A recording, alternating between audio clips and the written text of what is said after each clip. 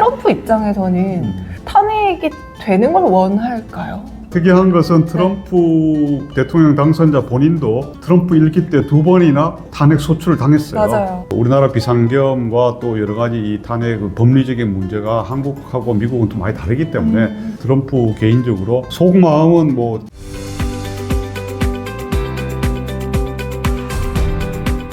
네, 안녕하세요. 반갑습니다. 최근에 이제 한국에서 비상계엄 사태로 시국도 굉장히 혼란스럽고 또 금융시장에도 약간 불안정한 모양새를 보이고 있는데요. 트럼프 2기를 앞두고 혹시라도 후폭풍이 있지는 않을지 좀 걱정하시는 분들을 위해서 오늘은 송희들 교수님과 함께 자세한 이야기 나눠보도록 하겠습니다. 교수님 안녕하세요. 네, 안녕하세요. 네, 소개 부탁드립니다. 네, 저는 현재 서울시립대학교 자유융합대학 법인 교수로 있는 송의달입니다. 제가 개인적으로 도널드 트럼프 대통령 당선자에 대한 관심이 많아서 올해 8월 말에 신의 개입 도널드 트럼프 기피 읽기라는 단행본을 냈습니다. 네. 그 책도 많이 읽어보시면 좋을 것 같고요. 네. 이제 최근에 비상계엄 사태로 인해서 굉장히 네. 또 시국도 혼란스럽고 예. 금융시장에 대한 불안정성도 높아졌는데 예. 이게 금융시장에는 뭐 어느 정도의 영향을 주는 건가요? 사실 이제 올해 그 12월 3일 윤석열 대통령이 45년 만에 이 비상계엄령 선포란 걸 함으로써 네. 사실 그 금융시장을 포함한 전 세계가 또 우리나라가 모두 참 큰 충격에 빠져서 혼란에 많이 접어들었던 것 같습니다. 그리고 또 며칠 동안은 계속 이렇게 환율도 급등하고 상당히 그 우리나라 증시도 그렇지 않아도 하락세였는데 더 하락하고 이런 충격을 받은 모습이었는데 그나마 최근 들어서는 조금은 이제 진정되는 듯한 특히 지난 토요일 날 오후 4시에 탄핵 소추안 표결에서 이제 이렇게 됨으로써 약간의 불확실성이 좀 제거되면서 조금은 안정되는 모습이긴 합니다만 네. 어쨌든 간에 이래도 금융시장의 불안이 당분간은 계속될 것 같아요. 환율이 달러당 한 1,450원 가까이 올라갔었는데 맞아요. 계속 1,400원대를 유지할 가능성이 매우 높아 보여요. 내년 상반기까지는 계속 이렇게 될 것 같고요. 그리고 내년 하반기에도 물론 이제 트럼프 대통령이 이제 취임할 경우에는 더욱 달러에 대한 수요 이게 전 세계적으로 높아지기 때문에 한국 원화만 약세인 것이 아니고 대다수 그 통화들이 뭐 중국 위안화도 그렇고 일본 엔화도 그렇고 유로화도 그렇고 약세를 보일 가능성이 매우 높습니다. 왜냐하면 미국 경제가 워낙 이제 더 화랑세를 보일 것으로 예상되니까 점점 그쪽으로 돈이 빨려 들어가는 형국이 되다 보니까요. 그런 불안한 모습이 좀 계속 이어질 것 같습니다. 외국인 입장에서는 안 그래도 이제 계속해서 팔고 있었잖아요. 그렇죠. 근데 이런 사태를 통해서 더 빠르게 한국 주식시장을 좀 빠져나가야겠다라는 생각이 들 것 같아요. 외국인의 이제 매도세는 조금 더 이어질 거라고 보세요. 근데 또 주식시장이라는 것이 그렇잖아요. 네. 꼭 그렇게 흔히들 생각하는 것처럼 무조건 쭉 빠지는 것이 아니고 이렇게 내려갈 때가 오히려 기회다 생각해가지고 오히려 그렇게 베팅을 해서 투자하는 또 외국인들도 제법 많은 것 같습니다. 특히 우리나라가 반도체 산업이 좀 안 좋다고 하더라도 인공지능 AI 분야에 있어서 HBM이라고 해서 이런 것을 공급하는 데 있어서는 한국이 독보적이거든요. 그래서 앞으로 차세대 그 반도체인 AI 그 분야에 있어서 공급망에서 우리 한국이 아직까지 핵심적인 역할을 하고 있기 때문에 그렇게 무작정 빠질 것인가? 저는 그 가능성은 좀 낮다고 봅니다. 또 항상 주식시장이라는 것이 오르락 내리락 하기 때문에 오히려 내릴 때 또 적점 매수하는 세력들이 많기 때문에요. 그렇게 보고 있는데 눈길을 끄는 것은 이제 사실은 프랑스도 최근에 이제 총리가 사퇴하고 전국이 아주 혼란하고 교착 상태거든요. 네. 그런데 프랑스는 그 S&P라든가 피치 이런 그 국제적인 신용평가 기관에서 신용 등급을 강등시켰어요. 그런데 한국은 우리나라는 12월 3일 날 그 비상계엄령 밤에 선포된 이후로 아직까지 거의 한 뭐 보름 가까이 지났는데도 불구하고 그런 S&P라든가 이런 데서 피치 그리고 이런 데서 다 무디스에서 모두 그 한국에 대한 신용 등급 평가를 그대로 계속 유지하고 있습니다. 그죠? 그래서 그 점은 다행스럽고 또 한국의 민주주의 회복 능력 뭐 이런 거에 대한 국제사회의 신뢰가 좀 있지 않는가 생각을 하고 있습니다. 프랑스는 신용등급을 낮췄지만 우리나라는 뭐 아무런 아직까지는 네. 없었기 때문에 이 부분은 조금 더 긍정적으로 볼 수가 있다. 예. 근데 저는 이게 좀 궁금해요. 네. 트럼프는 이번 사태를 어떻게 바라보고 있을까요?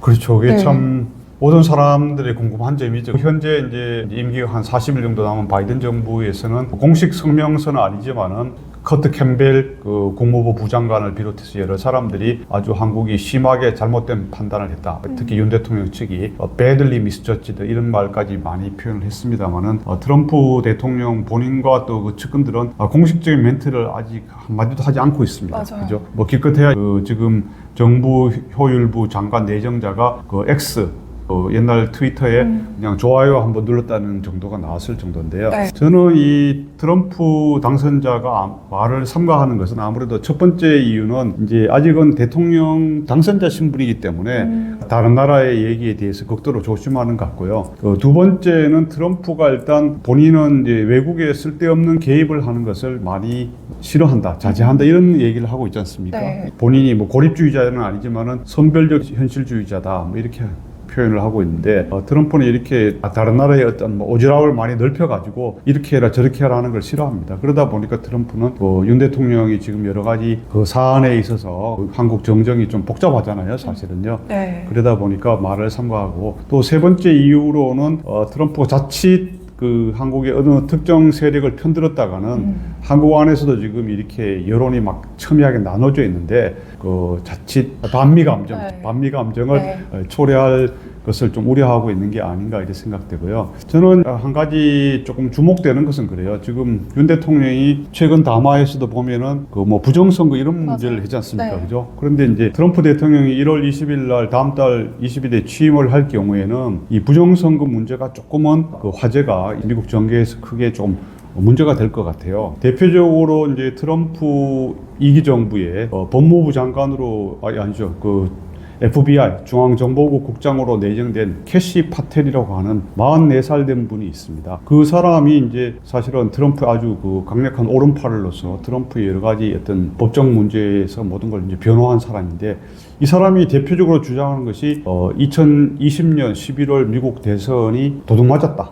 원래 트럼프가 이겼는데 전자개표도 있고 또 여러 가지 그 무더기 우편 투표 이런 거에 의해 가지고 도둑 맞았다라고 강력하게 주장하고 있는 사람이에요. 맞아요. 그래서 캐시 파텔이 지난해 낸 책이 뭐냐면 가버먼트 갱스터 이런 책입니다. 그런 책을 저도 최근에 이렇게 쭉 보니까 그 여러 가지가 있지만 법무부가 또 그리고 FBI가 정치화돼서 민주당의 편을 들고 있는 정치 세력, 정치적 무기가 됐다 그래서 이것을 대대적으로 개혁하겠다. 뭐 이런 걸 주장하면서 또 동시에 한 챕터를 16 사태와 그 다음에 2020년 그 대선 부정에 대한 것까지 적고 있어요. 그래서 만약에 트럼프 대통령 당선자가 취임을 했을 경우에 이 부정선거 문제가 조금 본격적으로 불거진다면은 과연 한국에 어떤 좀 파장을 미칠 것인가. 약간 좀 그런 미묘한 이 태평양 건너편에 네. 한국과 미국 간의 이 동학이 좀 작용할 수도 있겠다 싶은 생각이 듭니다. 사실 윤 대통령 입장에서는 자기가 살아날 수 있는 거의 마지막 카드는 그렇죠. 네. 뭐 선관위를 가서 제일 먼저 했다는 거 아니에요, 그죠? 다른 것보다도 뭐 국회 장악보다 선관위가 더 목적이었다 이런 말이 나올 정도니까. 네. 근데 거기에서 나온다면은 혹시라도 반전의 뭐 이게 가능성, 뭐 드라마 같은 얘기입니다만 그죠? 네. 있을 수도 있겠다 생각하고 있습니다. 이게 약간은 또 이렇게 조심스러운 얘기일 수도 있지만 이게 트럼프 입장에서는 탄핵이 되는 걸 원할까요? 뭐 그거는 트럼프 속마음을 그쵸. 들어가보지 않으니까 알 수 없죠. 근데 특이한 것은 트럼프 대통령 당선자 본인도 트럼프 1기 때 2번이나 탄핵 소추를 당했어요. 맞아요. 미국에서는 이제 우리나라처럼 헌법재판소 이런 게 없고 연방대법원도 아니고 우리나라의 헌재 기능을 미국에서는 연방상원에서 해요. 그래서 연방하원에서는 한 번은 러시아 관련된 이런 거 뭐 권한 남용 이런 특검 때문에 연방 탄핵 소추를 당했고 두 번째는 퇴임 직전에 퇴임을 뭐 보름도 안 남겨놓은 상태에서 2021년 1월 6일 날 연방의사당에 뭐 트럼프를 지지하는 사람들이 이거 막 난입을 했잖아요. 네. 폭도 비슷하게. 근데 그거를 트럼프가 은근히 이제 지시하고 뭐 교사했다. 영어로 인스티게이트 했다 그래가지고 또 그것이 연방하원의 탄핵 소추가 됐는데 두 번 다 이제 연방상원에서 표결에 한 결과 그 과반수를 못 넘고 뭐 거기도 3분의 2인가를 해야 되지만 가볍게 다 리젝트가 됐습니다. 기각이 됐죠. 네. 우리나라 비상계엄과 또 여러 가지 이 탄핵 그 법리적인 문제가 한국하고 미국은 또 많이 다르기 때문에 트럼프 개인적으로 속마음은 뭐 됐으면 좋겠다, 안 됐으면 좋겠다라고 할 수 있겠지만 네. 일단 윤석열 대통령 지금 직무정지됐습니다만 한 번도 본 적도 없잖아요. 그쵸. 통화만 12분 정도 맞아요. 한 거고 네. 또 이재명 대표나 다른 한국 정치인도 지금 아는 사람이 별로 없을 거예요. 과거에 이제 뭐 문재인 대통령이나 뭐 정의용 국가안보실장은 이제 만난 적도 있고 그렇지만 그러다 보니까 트럼프 대통령 당선자로서는 일단 판단 유보 이런 걸 좀 그리고 한국 상황을 좀 정밀하게 그 객관적으로 잘 관찰하고 또 한국의 민심이라든가 움직임이 이쪽으로 가느냐 저쪽으로 가느냐 이런 걸 좀 유심히 볼 것 같아요.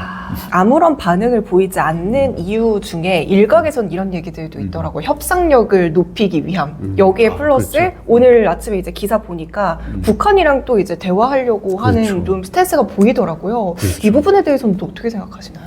저도 그 부분이 상당히 있다고 봅니다. 네. 그 리차드 그레넬이라고 하는 전 주독 대사, 독일 주재 미국 대사를 이제 트럼프 일기 때 했죠. 그리고 국가정보국 국장, DNI 국장 대행도 하고 그랬는데 이 사람을 특별 활동을 하는 특사로 임명했는데 거기에 베네수엘라라든가 북한을 담당하도록 하겠다 이렇게 맡겼습니다. 네. 근데 이것은 사실 지금 당장 그 북한하고 미국이 할 일이 별로 없거든요. 특히 북한 입장에서는 그 러시아 우크라이나 전쟁에 참전해서 러시아로부터 많은 지원을 받고 있는 마당이기 맞아요. 때문에 뭐 돈도 현금 지원도 받겠지만은 또 군사 물자 또 첨단 군사 기술 지원 받고 있잖아요. 그죠? 그런 상황에서 굳이 뭐 트럼프하고 억지로 만나서 트럼프의 비위를 맞춰줄 이유는 없어요. 그런데 이걸 뭐 임명했다고 그렇게 서둘러 발표하고 이러는 것은 너들 한국 이렇게 우리를 약간 신경을 기울이지 않다가는 너들 우리 미국의 또 트럼프 이기에 크게 당할 거야. 이런 약간 압박을 가하는 네. 그죠? 그런 저는 전술적인 측면이 상당히 있다 이렇게 봅니다. 그죠? 그래서 근데 우리가 하여튼 뭐 지금 현실적으로는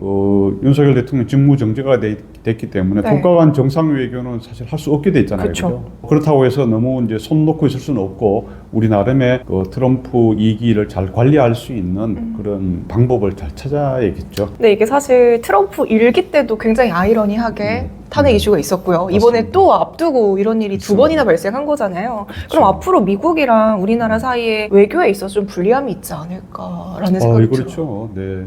특히 도널드 트럼프 당선자는 네. 뭐 과거 우리가 2017년부터 20년까지 1기 4년 동안에도 지켜봤습니다만은 이 여러 나라가 모여 하는 다자 회의, 뭐 G20라든가 APEC이라든가 뭐 이런 거를 별로 좋아하지 않아요. 그렇죠. 그 대신에 그 국가 간 정상이 1대1로 만나가지고 서로 눈을 딱 보면서 그 이렇게 얼기도 하고 협박하기도 하고 또 잘한다고 칭찬하기도 하고 이런 스타일로 자기 원하는 바를 이끌어내는 게 트럼프의 특기잖아요. 네. 그거는 절대 지금도 바뀌지 않아요.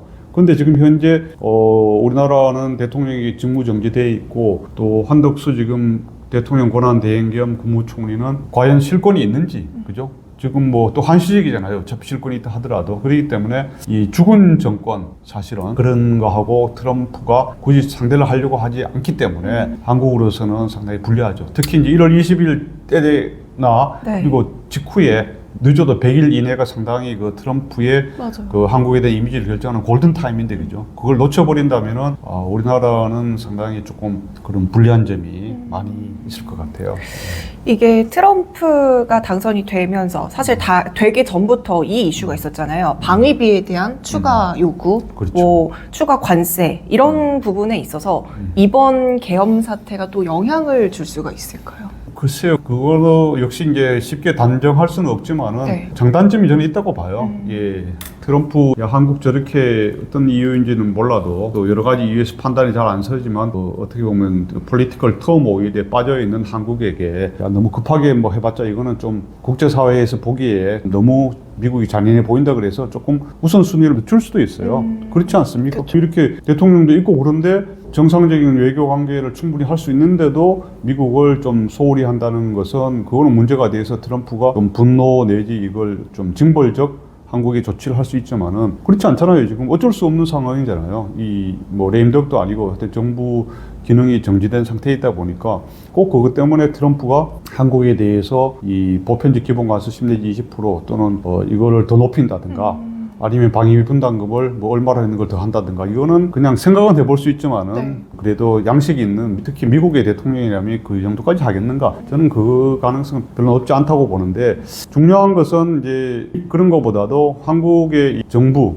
뿐만 아니라 이제 여야 정당 정치인들이 그래도 이게 한국의 상당히 무역 의존도가 높고 글로벌 속에서만 생존할 수 있는데 우리 자체 내수 시장만으로는 안 되잖아요, 그죠? 그렇죠. 그래서 트럼프 위기가 한국뿐만 아니라 전 세계에 엄청난 파장과 충격을 갖고 오고 있으니까 사실은 여야 정치권 모두가 조금은 더 합심을 해서 트럼프 문제에 관한 한 좀 초당적으로 그런 뭐 양보도 하고 서로 대화를 해서 어떤 합의점을 이루어야지 않겠나 그래 생각되고요.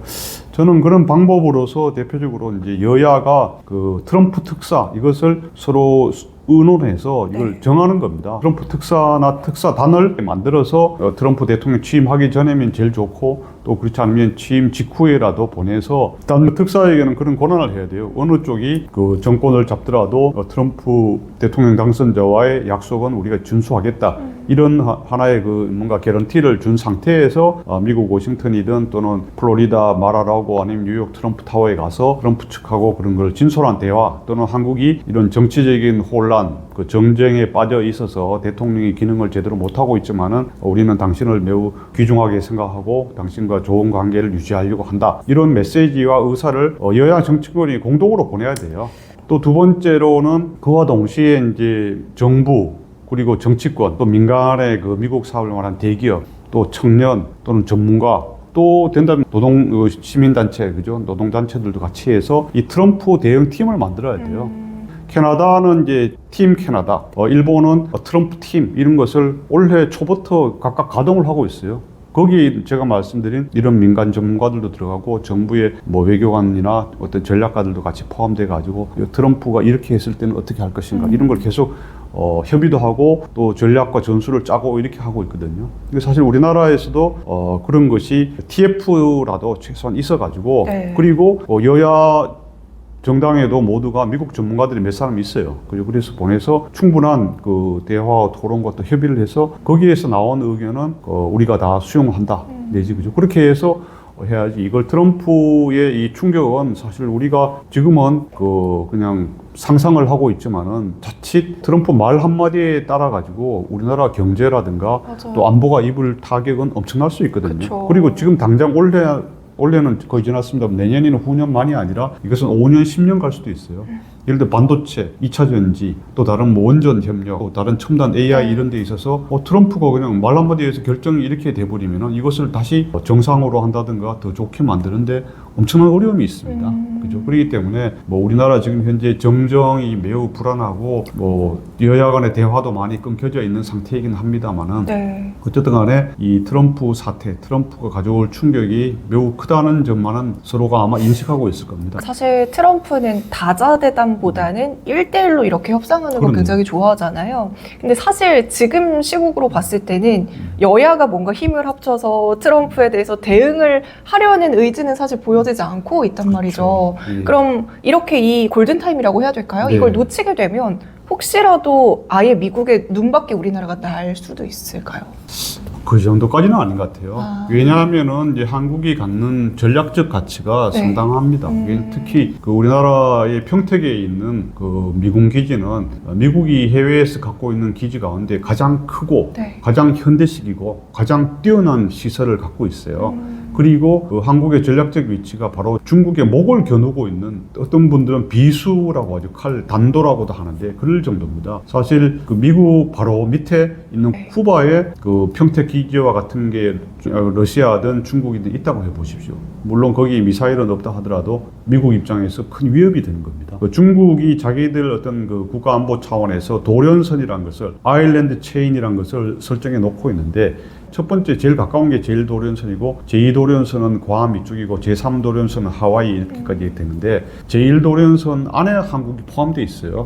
그럴 정도로 한국은 상당히 중국 입장에서는 그 위협적인 거고 또 반대로 미국 입장에서 봤을 때는 한국의 전략적 가치 특히 중국 견제와 봉쇄 중국의 어떤 군사적 팽창 태평양으로의 진출을 막는데 상당히 중요한 곳입니다. 그래서 우리는 그 우리 정치인과 또 한국의 민간 우리 시민들은 한국의 전략적 가치를 미국이 인정하고 있다는 것을 알고서 너무 그렇게 미국의 특히 트럼프 측의 요구나 그 일종의 말폭탄, 그죠? 블러핑이죠. 허장성세 내지 공격에 당황해서는 안 되고 트럼프 스타일이 원래 그렇게 하는 건데 트럼프는 손자병법을 아주 좋아하고 어렸을 때부터 특히 이제 자기 중고등학교를 뉴욕 밀리터리 아카데미를 다녔잖아요. 그래서 그때부터 이제 손자병법 그리고 클라우제비츠 전쟁론 이런 것을 학교 다니면서도 배우고 또 그 이후에 뉴욕에서 부동산 디벨로퍼 하면서 그걸 많이 실전에도 써먹었는데 이제 트럼프가 어떤 의도로 왜 이렇게 말을 하는지를 아는 것이 중요하고 그 말 한마디 한마디에 일희일비 해가지고 야 뭐 100억 달러를 내라는데 어떻게 내야지? 우리가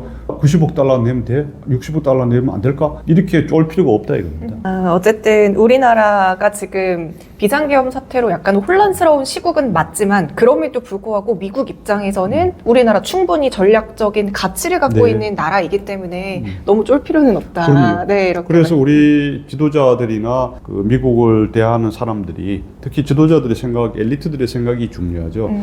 그렇다고 해서 뭐 우리가 미국에 대해서 특히 딴 사람도 아니고 트럼프가 이 상당히 거친 행보를 하기 때문에 그냥 속칭 배째라 뭐 이런 식으로 하기는 힘들어요. 그죠? 그거는 매우 어렵고 또 그 정도 하려면은 트럼프에 맞먹는 어떤 전략이라든가 이 레토릭, 수사 능력이 있어야 되고 무엇보다도 국력이 사실 뒷받침되면 되죠. 그죠? 근데 미국 국력에 제일 근접해 있는 중국조차도 시진핑도 그런 말 하고 싶지 않아서 안 하겠습니까? 못하는 거죠. 했다가 더 엄청난 후폭풍이 있기 때문에 그런 말싸움도 안 하고 자제하고 먼저 전화를 걸어서 이렇게 했습니다.